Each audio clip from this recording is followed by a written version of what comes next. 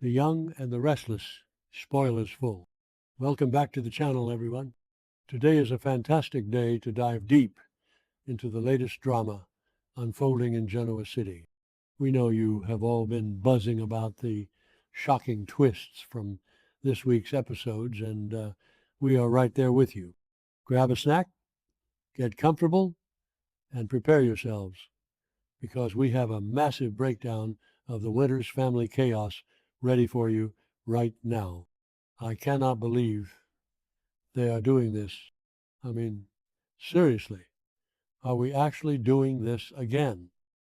I am typing this up late at night after watching the latest episode, and my eyes are literally burning from staring at the screen, but I am absolutely vibrating with rage and excitement, and I need to get this out of my system. Kane Ashby, the man, the myth, the absolute menace to my blood pressure. I am sitting here watching him play the ultimate savior, and my jaw is literally on the floor. I am sorry, but am I the only one who is seeing right through this entire charade? They are really trying to sell us on this grand romantic redemption arc, and I am losing my mind. Reacting first, because I just need to scream, Kane is literally holding Malcolm's life hostage for a seat at the boardroom table, and the show is actually trying to hint that this might lead to wedding bells for him and Lily. I am hyperventilating. Okay, wait. I am getting ahead of myself. Let me take a breath and back up for a second so we can look at the facts. So, let us look at the actual setup here, because the emotional manipulation is off the charts. We all know Malcolm Winters is dying.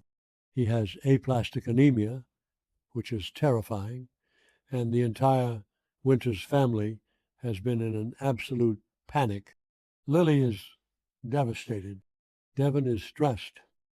Nate is being his usual stubborn self, but even he is worried. And the most heartbreaking part was when Lily flew the twins, Charlie and Maddie, out to California to get tested, and neither of them were a match. Like, my heart broke for Lily in those scenes. You could see the sheer desperation in her eyes. She is watching her uncle, who is actually her biological father, literally fading away, and just when all hope is lost, who steps out of the shadows like some kind of twisted knight in shining armor? Kane freaking Ashby. I have been watching this show for years, okay?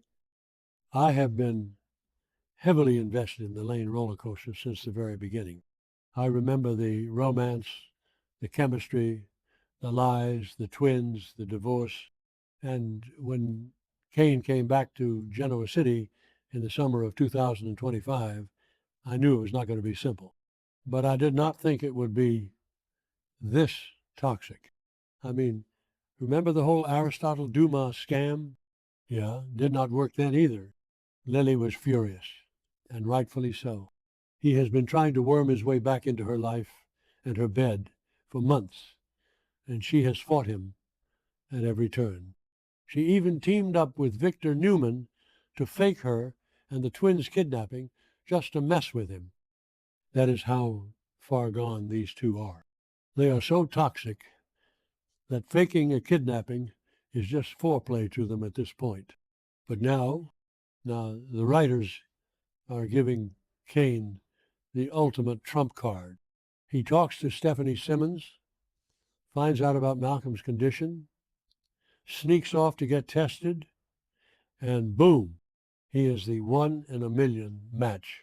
He is the only person who can save Malcolm's life. And when he tells Lily, oh my God, the look on her face, she was so relieved, so overwhelmed with gratitude. But you could also see the gears turning in her head. She was literally asking him why he was doing this, because Lily is smart. She knows Kane does not do anything without an angle, but even she could not have predicted how dark this angle actually is. because he brought a secret contract. Yes, you heard me. I am yelling at my screen. He is not just donating his bone marrow out of the goodness of his heart. He is using pieces of his own body to blackmail his ex-wife. He wants control at Chancellor Winters. He is literally saying that he will let her father die unless she gives him the keys to the kingdom. How is this romantic? I know some people on the forums are loving this, saying that Cain is such a bad boy and he is doing whatever it takes to get his family back. But personally, I think it is unhinged. It is pure, unadulterated villainy. And I am kind of obsessed with it, but I am also horrified. And here is the craziest part. It is going to work. It is absolutely going to work. Think about the family dynamics here. If Cain goes through with this and saves Malcom, he instantly becomes the untouchable golden boy. Devon has been holding a grudge against Cain for years. But how can Devon hate the man who saved Malcom? Nate has been skeptical of Cain, but as a former doctor, Nate has to respect the sacrifice of a bone marrow donation. And the twins, Charlie and Maddie, are going to worship their dad for saving their grandfather. Cain is literally buying his way back into the family's good graces with his stem cells. It is a masterclass in manipulation. And let us not forget the Holden Novak factor in all of this. Holden just found out that Malcom is his biological father. So now we have this brand new Winters family member thrown into the mix.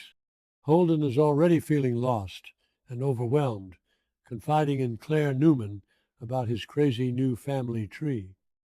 Imagine how Holden is going to react when he finds out that his new dad's life is hanging by a thread, and the only guy who can save him is this shady ex-husband demanding corporate power.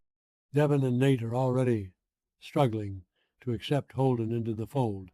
If Cain swoops in and plays the hero, it is going to completely upend the entire power dynamic of the Winters clan. Devon is going to lose his mind. Devon hates feeling out of control, and Cain holding Malcolm's life in his hands is the ultimate loss of control for Devon. But let us talk about Lily, because she is the real victim here, and yet I kind of wonder if she secretly loves the drama. I mean, am I the only one who thinks Lily is drawn to this toxic version of Cain? She is a powerful CEO. She is a strong, independent woman who runs one of the biggest conglomerates in the world. And yet, she is constantly pulled back into Cain's orbit. Now she is faced with this impossible choice. She has to sign over part of her legacy, the company she built with Devon and Neil, to the man who broke her heart. But in doing so, she saves Malcom.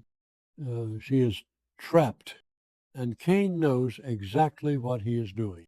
He is forcing her into a position where she has to be grateful to him. Which brings me to the absolute wildest theory that is floating around right now. Are they actually going to get married again? The user notes and spoilers are heavily hinting that this whole bone marrow blackmail scheme is going to pave the way for a Lane reunion, wedding bells in Genoa City. I am literally laughing out loud at the absurdity of it. Imagine the vows. I take thee, Cain, to be my lawfully wedded husband, even though you threatened to let my dad die if I did not give you a corner office. Like what? How do you build a marriage on that foundation? But then again, this is the young and the restless. We have seen people marry their kidnappers, their blackmailers, and their attempted murderers. So honestly, a bone marrow corporate blackmail wedding is right on brand. Let us just deep dive into Cain's psychology for a minute, because I am fascinated and disgusted all at once. Does he actually love Lily? I honestly do not know anymore. Sometimes I look at him and I think that he is so desperate to get his family back that he has lost his mind. He probably justifies this in his own twisted head. He probably thinks that if he gets back into Chancellor Winters, he will be working side by side with Lily, and she will see how much he has changed, and they will fall in love again. He thinks the end justifies the means. But wait, no. That is giving him too much credit. He is just a power-hungry narcissist who saw a loophole and exploited it. Contradicting myself here, I know, but that is how frustrating this character is. He is a walking red flag, and Lily is about to sew that flag into a wedding dress. And what about Malcolm? How is Malcolm going to feel when he wakes up fully recovered and finds out that his life was bought with Lily's company? Malcolm is a proud man.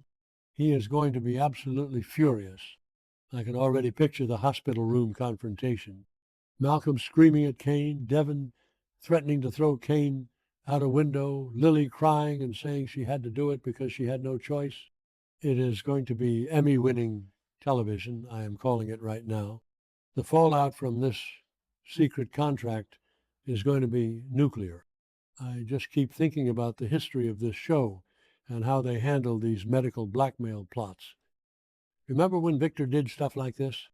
Victor Newman practically invented the trope of saving a life for a signature on a contract. Kane is literally taking a page out of the mustache playbook, and the irony is that Lily just teamed up with Victor to fake her kidnapping to trick Kane. It is like Kane learned from the master and is now using Victor's own tactics against Victor's ally. The layers, the absolute soap opera layers, I hate it, but I also cannot look away. I am glued to my screen. So what is going to happen next? Let me give you my official late night sleep-deprived prediction. Kane is going to donate the marrow. Malcolm is going to live. Kane is going to force Lily to sign the contract, but he is going to make it a secret. He is going to tell Lily that they do not have to tell the family about the business deal. He will tell her to let them just think he did it out of love. And Lily, wanting to protect Malcolm from the guilt, will agree to keep the secret. So Kane will be hailed as a hero. He will be invited to family dinners. He will be back in the Chancellor Winters boardroom. And Lily will have to sit there, smiling through gritted teeth, knowing he blackmailed her. And the proximity, the late nights at the office, the shared secret, it is going to wear her down. She is going to start seeing the good in him again. She is going to convince herself that he did a terrible thing for a good reason. And before we know it, they're going to be back in bed together. And a few months later, we are going to be sitting through another Lane wedding. I am dreading it. I am absolutely dreading it. But you better believe I will be sitting right here on my couch, yelling at my TV and live tweeting every single second of it. Seriously, if Lily actually walks down the aisle with this man after he used her dying father's bone marrow as a bargaining chip, I might need to take a break from this show. Just kidding. I will never leave. I am trapped here forever. But it just goes to show how wild Genoa City has gotten. Between Nick overdosing in Vegas, Phyllis getting framed by AI, and now this bone marrow corporate hostage situation, the writers are feeding us an absolute feast of chaos. I need to know what you guys think. Am I overreacting? Is Kane actually justified? If you say yes, we are fighting, drop your thoughts, because I am going to be awake for at least 3 more hours obsessing over this entire mess.